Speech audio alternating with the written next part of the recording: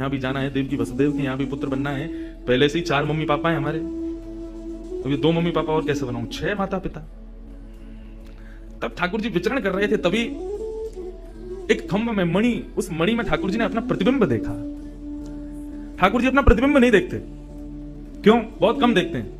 जब श्रृंगार आरती होती है लाल जी की, तभी इनको प्रतिबिंब दिखाते हैं, और उस प्रतिबिंब में भी इतने इतराते हैं महाराज, उसमें भी स्वयं को देख करके खुश हो जाते हैं। वाह, मैं कितना प्यारा लग रहा हूं। अपना प्रतिबिंब ठाकुर जी इसलिए नहीं देखते क्योंकि स्वयं ठाकुर जी मोहित हो जाते हैं खुद ही पर।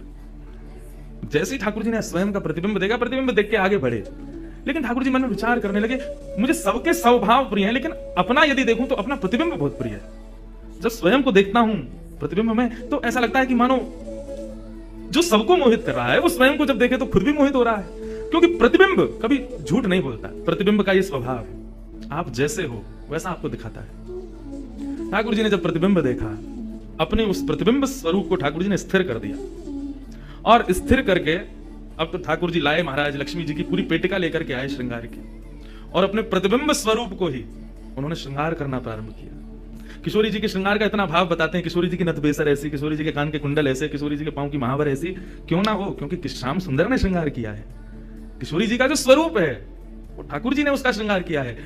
नारायण बैठे महाराज सिंहासन लगा करके अपने प्रतिबिंब का ही श्रृंगार कर रहे हैं। मोर पीछ हटाया, मुकुट उतार के दूर रखा, घुंघराले केशों को खोल दिया, नेत्रों में सुंदर सुंदर छोटा छोटा काजल लगाया, माथे पर एक सुंदर बिंदिया लगाई है, होठों पर निर्मल लालिमा लगाई है, गले में हार पहनाया, सर्वांगीण श्रृंगार किया, और लक्ष्मी जी की चुनरी ला करके जैसे शीश पर से चढ़ा करके ठाकुर जी ने थोड़ा सा जो श्याम रंग है उसको जैसे ही गौर वर्ण किया, वैकुंठ के उस प्रतिबिंब में से मानो जैसे सूर्य चंद्र का एकाकार रूप प्रकट हो गया हो, इतना तेज पुंज प्रकट